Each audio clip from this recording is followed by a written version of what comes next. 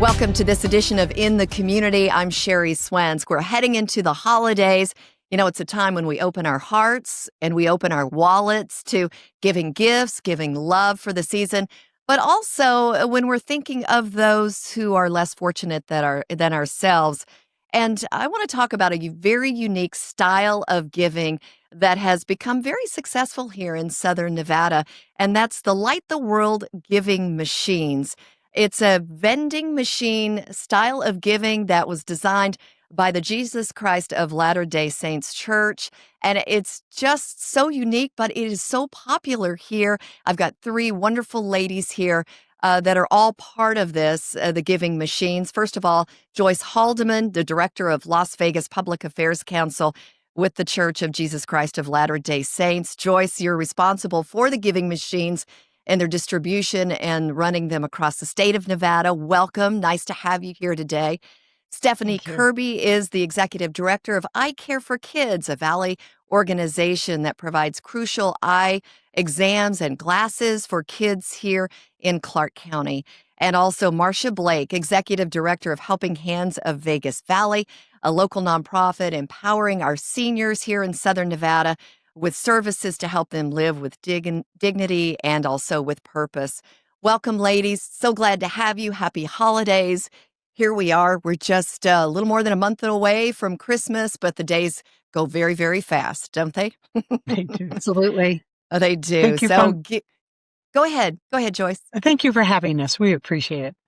You betcha. You betcha. So I want to start, Joyce, with you and the giving machines. They've been here in Las Vegas now since 2019. So popular, so unique. In fact, they've been so popular here in Las Vegas and Southern Nevada that you started with one, but you had to put in two. Why is that?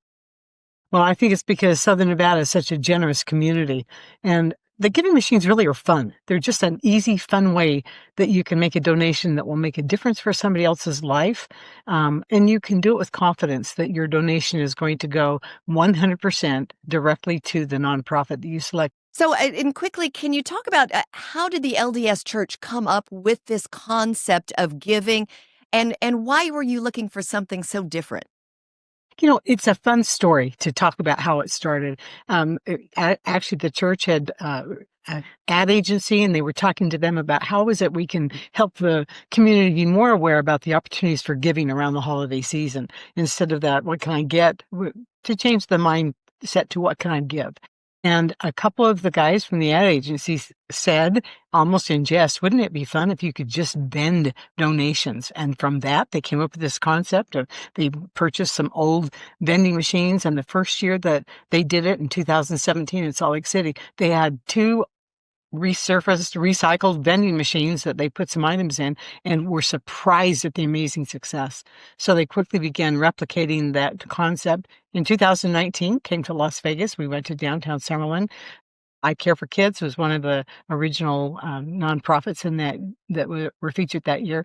And it was just an amazing success. We raised almost $1 million that first year doing the Light the World giving machines. And now since then, Goodness.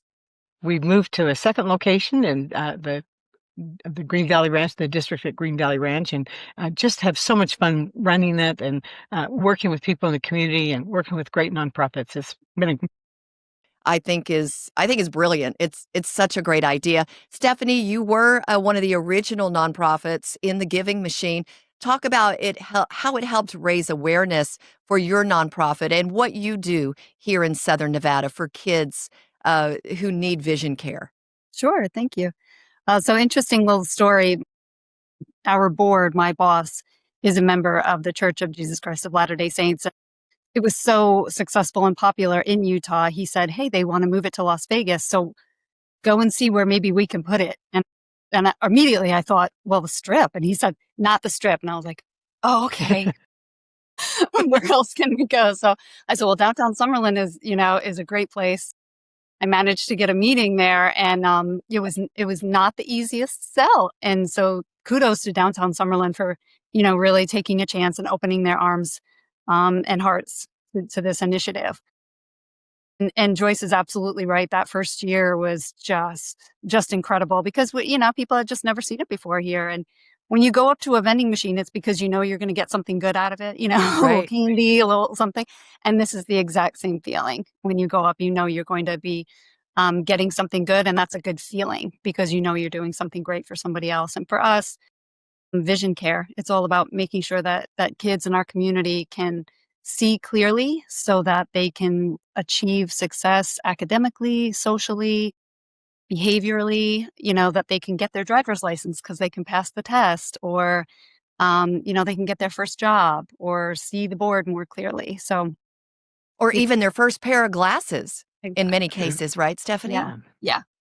Oh And my goodness. they need clear vision to just succeed in any area, of life. And so, um, you know, by being in the giving machine and really being able to educate the community on what we do through these 5, small tiles, it really warms people's heart in this really giving season, that's upon us. It is so unique, and boy, it's the secret sauce is really in being able to see, I think, what you are giving and knowing where your donation is going. So, Marcia, I'd like to talk with you. Third year for Helping Hands of Vegas Valley to be in the giving machines. And I do want to fully disclose I'm a board member for Helping Hands of Vegas Valley. I have a passion for seniors. Um, what what have you seen? How has it made a difference for Helping Hands and providing those extra services or the important critical services for Helping Hands? And how did you decide, your organization decide what services to put in the giving machine that you thought would appeal for people to give and make a difference in the organization as well? Sherry. So mm, we have been really fortunate to have the opportunity to not only be in the giving machine, but one of the things that we get to do is volunteer at the giving machine. So as an agency, we're asked to provide some volunteers 1 day a week for a couple hours. And we get to really talk to the people that come to do the donations. So sometimes they may not even pick one of your items, but you may just have the opportunity to share about your programs. And they're like, oh, I have an elderly neighbor. I need to have them get in touch with you. And so sometimes it's just helping to get the word out about our programs and our agency that allows us to be successful. One of the reasons that we pick the things that we do for the giving machine, 2 of them are gifts. Excuse me. 2 of them are gifts for the seniors that we give out at Christmas. So last year we did slippers and socks and blankets, and those slippers and socks and blankets will go to all of our seniors this coming Christmas so that they have a gift for them. And that's super fun for us to be able to share the holiday season and the joy that comes from that season with our 4,000 seniors that we help. The other services, our transportation service, our home repair service, and our respite service, those services are those that we may not have as much funding for. And we have wait lists for those programs. And so by people participating and providing a ride or respite care hours or a home repair allows us to use those dollars specifically to help people get off the wait list so that we can get them serviced and they can get the services that they need.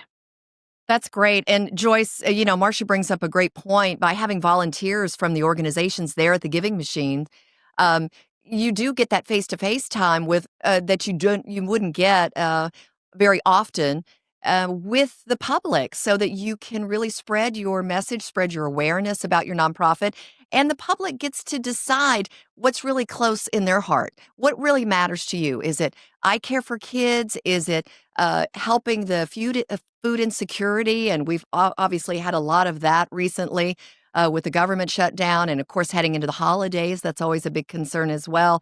So, what do you find is really an awareness on the public's part in general when they discover the giving machines, Joyce? I was so glad that Marcia brought that up because for us on my side of it, the Giving Machine, one of our major goals is that we increase awareness in the community about the wonderful nonprofits who are here and about the people that they serve, the needs that exist in our community, and then make it easy for them to be able to help take care of those needs. I have a personal story I'll tell real quick. When we started the Giving Machines in 2019, just before we opened on the day before we launched the very first time, At that time, my granddaughter was in preschool, and we were going to the giving machine so that we could make sure things were working correctly. And so on the way there, I said, Luna, that's her name. When you get to the giving machine, I'm going to have a meeting, but while I'm there, you read everything in the giving machine, look at all those pictures, and decide what you want to buy for somebody else. Somebody in the world who's a little girl just like you, who doesn't have the same things that you have. So you'll just get to pick something out. And I did that as an activity so she would be able to be, doing something while we were doing our business. But when I was finished, she took it very seriously. She was a very good reader at age 4. She had looked through everything. And in the giving machine, there was a picture of red high top tennis shoes that were really cute. And that was for communities and schools that year. But she also saw an art kit that was in the giving machine. She liked them both. And she was saying, I can't choose between these two items, Grandma. I like the art kit. I like the shoes. And I said, well, make a choice. Which one do you think? And I said, you know what? Maybe you should get that little girl the shoes. She probably would rather have shoes. And she put her hands on her hips and looked at me and said, Grandma, somebody else can buy her the shoes. I want her to have art. And so we bought the art kit. But here's the key thing. A couple of weeks later, she said to me, Grandma, did that girl get her art kit yet? That touched me so much, knowing that my 4-year-old granddaughter was thinking about somebody else in the world who didn't have red high top tennis shoes, but she wanted her to have an art kit so that she would be able to do art. And I think that's the beauty of the giving machines is one person at a time. We can help people be thinking of someone else and what they might need.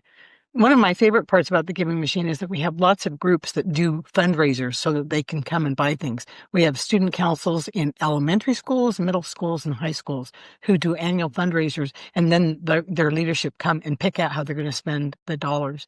There's a family that a couple of people in a cul-de-sac raised money, and that cul-de-sac raised $1,000, and those kids came and picked out what they wanted to do from the giving machines. It's wonderful.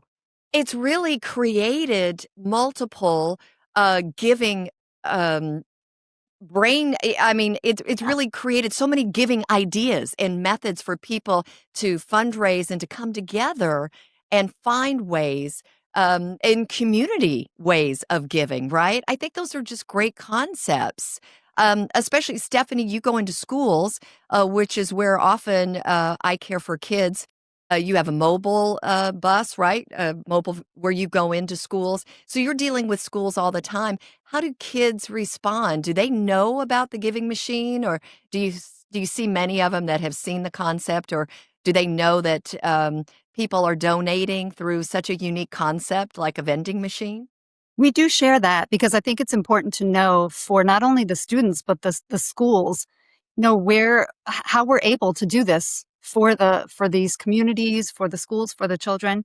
And so, in our mobile, we highlight, all the organizations or the individual people who are participating in making somebody's life a little bit easier, in making, it possible for you to see a little more clearly than you did before. And so, I think Joyce is absolutely right. Just to piggyback on what she was saying, just the amount of kind of coming together and the brainstorming of how we can raise money to go down there and just give together. I remember that first year and the second year as well. But that first year, people coming from out of state, I mean, really traveling, making it a whole road trip to go and do this. And gosh, it was absolutely incredible. And so, it's really important, I think, to not only just provide that service, but give people kind of a roadmap as to how this even came to be, how people to do this, because it's not just one organization. I Care for Kids wouldn't exist without this initiative, without funding from other organizations or foundations. None of us would, And what a great collaboration too between community nonprofits and organization, where you actually get to meet each other, get to know each other, and maybe collaborate yourselves. I think that's a great concept as well.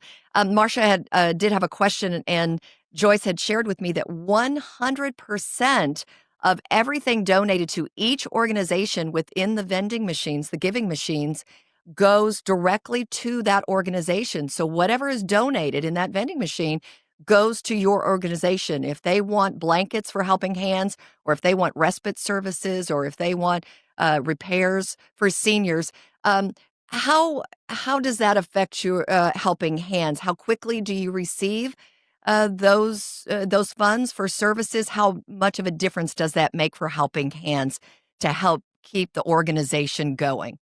So we received the money around the end of March. That gives the church the opportunity to audit and reconcile and make sure that that all their numbers match. And then we're given the opportunity to have the committee come and present to our board, which is always a fun board meeting. It's always fun to have a board meeting where you have happy news and guests that come. Um, and then we actually the blankets, we actually buy the blankets this time of year because that's when they're out. And so those funds actually help get us through for those repairs and respite vouchers in those July, August months where Hmm. we're kind of waiting for our funding to kick back in. And so that it really makes a difference, because if not, we didn't have those carryover funds that we could use, then we'd have some repair guys that were sitting around not doing anything. So but summertime's really busy because the ACs go out and their thermostats stop working. Maybe even just a fan or their fridge. I mean, we have so many seniors that have medications that have to be refrigerated, Right. and so we're able to handle those emergency situations because we have that flexible funding that we receive from the Giving Machine. And I know our organization, and Joyce has told us before, that none of the agencies have ever used a dime of the money that they got for admin costs. And we don't want to use it for admin costs. We want to honor what those, excuse me, the people that donated, especially there are so many little kids that come and they've earned and saved their money to buy something out of the Giving Machine, that it would literally break my heart to know, for those little kids to know that their money went to buy stamps, Right. not to buy a blanket, right? And so the other thing is we really try to maximize the dollars. So while like our blankets, we received enough to purchase about 900 blankets from the amount that we had in the Giving Machine. And because of this grocery chain, we were actually able to purchase 1,950 blankets. And My so goodness. we also want to be good stewards of it on the other end and make sure that every single dollar is maximized so that as many seniors that can benefit from those donations can benefit. Oh, that's fabulous. Well, and Joyce, I have to go back to you because your machines clearly say on the side 100% of each donation for each organization goes directly to that organization. You donate to I Care for Kids, that whole donation goes to I Care for Kids. Same for Helping Hands and every organization in the machine. But the church has got to be putting out an amazing donation itself for putting up the machines, for the cost of this. It's not only here in Southern Nevada and in Nevada, it's all over the country. That's an amazing contribution by the I LDS would say it's a Church. substantial donation that they're making. Of course, the goal of the church is to help people be thinking of others. It's part of the Light the World initiative, and we want to light the world with people having the spirit of Christmas so that they can feel comfortable and just remember other people. You mentioned it's a lot of locations, just 126 cities this year, 21 countries, 6 continents. That's how far-reaching the Giving Machines are. The concept is so unique. You're reversing the whole vending machine concept, but also you're just igniting, it seems like, the spirit of giving in a way that most people don't. A lot of people go online and they look and they decide, or if they have a nonprofit, a charity that they're near and dear to, someone that's either touched their heart or their family, but also introducing new nonprofits and new opportunities, ways to give, and needs, not only locally, but around the world. Like when I looked at some of the cards in the machine, you see pictures of baby goats and chickens. And you're like, okay, how's that going to help somebody? What am I buying there? Can you explain some of those global nonprofits? Absolutely. And just full disclosure, we do not keep the chickens in the vending machines. Nobody No has to animals worry were about that. hurt in the process of the That's giving exactly. machines. We actually had a group one year that came to protest that. They thought that we were doing that. So, No. no, the global charities that we partner with are designed with items that help develop self-reliance. So those chickens and those goats that you talk about, they go to a family. Not only does the goat help provide milk and the opportunity to make goat cheese for that family, but they also then can begin selling it. There's one of the stories from the Giving Machine that I just love has to do with the chickens, and that is that a set of chickens, 3 chickens were given to a family, and the mother was a very industrious woman, and she multiplied that until pretty soon she was able to start not just feeding her family with the eggs that came from the chickens, but starting to sell them to her community. Eventually, as the time went on, they produced so many chickens that it employed almost everyone in her small village, and they then became suppliers for chickens in the Giving Machine. So when you buy a chicken from the Giving Machine, you may be buying it from this woman's business that was started as a result of her receiving a set of chickens. And that's the whole thing, especially on those global nonprofits. How do we help people achieve self-reliance with dignity so that they can take it's not just a one-time handout. It's something that will help them as they go on. There's one other global nonprofit that's here in Las Vegas that I'm very fond of, and that's the Clubfoot Solutions organization, where they provide braces for free for children in countries like Africa and India who were born with club feet. And by intervening early on, they can cure a clubfoot deformity within a couple of years by using these braces. Very low cost item for people to help purchase, but it makes all the difference in the world for a child. That's fantastic. Again, it's just opening our eyes maybe to some organizations and needs out there that maybe somebody would like to start supporting, and it could be lighting a fire for a passion, a newborn passion. I have to tell a quick personal story, Stephanie, that is relatable to I Care for Kids. When my son was in elementary school, he never let on that he had any vision problems. And they were doing eye exams at school one day. He was in the 2nd grade, and I came to pick him up at school, and one of the grandmothers of a fellow student grabbed me by the arm, and she said, did you know that Ethan can't see? And I was like, oh my gosh, what are you talking about? She goes, well, he couldn't even pass the eye test today. And I was mortified. As his mother, I was mortified. I took him to the eye doctor, immediately got an appointment, and sure enough, he had glasses within a week. It improved his schoolwork. It improved his socialization. It made such a big difference in his young life. And I can only imagine I Care for Kids, the difference that it makes in our Clark County school students' lives when they have the eye exams and the eye care that they need. Yeah, absolutely. I mean, I think so many of us just think young kids, they have young, healthy eyes. And then kids don't know what they don't know. They don't know that maybe everybody isn't seeing clearly or that it's not blurry for everybody. And then they start to adapt. But what they're really doing is maladapting. So they're just going to hold something closer to them or start squinting. And, I think with COVID, I hate to always refer everything back to COVID, but gosh, the screen time that it just skyrocketed for everybody, really. Yeah, it sure But did. for kids, definitely. I mean, they were on their screens 6, 7 hours a day, and that was just for school. That wasn't Right. even the fun time, the social time that they would be on their screens as well. And so the increased rates of myopia, which is that nearsightedness where they can't really see far away, just really skyrocketed. So I think along with, making sure that we provide the vision care and the pair of glasses that they need, the education has to come with it. And Hmm. just really teaching them about the 20-20-20 rule. So every 20 minutes that you're on an electronic device, put it down for 20 seconds and focus 20 feet away on something else and just really readjust your eyes. So yeah, I think the educational piece is equally as important as actually Sure putting is. a pair of glasses on their face. Marcia, if you had one thought to leave people with about the giving machines, what would you say to folks as we're now in the holiday season? So first off, I would say if you've never come, even just to look at it, even if you're like, I don't want to donate, but at least come and see it and experience the festivities around it.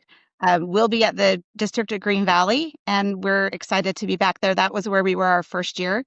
And it's just a fun thing to do. But really, if you can, I would encourage you to teach your kids. This is a fun way for kids to get involved in philanthropy. We have to teach the younger generation how to give back. I think we've been so fortunate in our country, and we have some children that don't have everything they need. They've never had to worry about food or clothing. But we need to give them the opportunity to learn how to give back to their community. And at a young age, sometimes it's hard to volunteer, right? But they can come to the giving machine. Again, there's items from, $8 and up, and find those glasses or the blanket, the thing that means something to them, and help teach them about what it means to give back to the community that they live in. That's wonderful. Joyce, I think it's just such a brilliant idea. It's a wonderful idea. I'm sure it's lit the fire under so many people and all of us when we're thinking about giving. Do you have a last thought that you would like to leave people with about the giving machines? Yeah, if you don't mind, I would just like to make sure we've talked a lot about Helping Hands of Vegas Valley and I Care for Kids, but could I just list off the other nonprofits that are in the locations? I'll do it quickly. In downtown Summerlin, we have Baby's Bounty, I Care for Kids, of course, the Just One Project, really helping with food insecurity, the Salvation Army of Southern Nevada, and the Tyler Robinson Foundation, which helps with pediatric cancer. The district of Green Valley has Three Square, again, another food insecurity organization, Helping Hands of Vegas Valley, Foster Kinship, Future Smiles, dental care for kids in schools, and Catholic Charities of Southern Nevada. So we have a wide variety. And as Marcia suggested, there's a large variety. Actually, the lowest priced item is $5 at the district, $8 at downtown Summerlin, going all the way up to $250. And if somebody wants to donate one of everything, they go to the machine and they type in 777, a typical Vegas, jackpot number. Hit the jackpot. That's right. And the total price for everything in the machine pops up, and they can buy one of everything with one swipe of the credit card. I'll just warn you, the cost of at Green Valley is $1,624 for one of everything. And at downtown Selma, it's $2,101. But we had last year 50 donors with 777 who actually made that purchase. So let's see if we can beat that this year. That's fantastic. I love that. Happy holidays to you. Happy giving, everybody that is out there shopping. And let's hope that they stop by the giving machines and they put that on their holiday list of giving. Let the giving begin. Let the giving begin. Absolutely. Joyce, Stephanie, Marcia, thank you. Thanks for spending your time with us. And happy holiday season to everyone out there.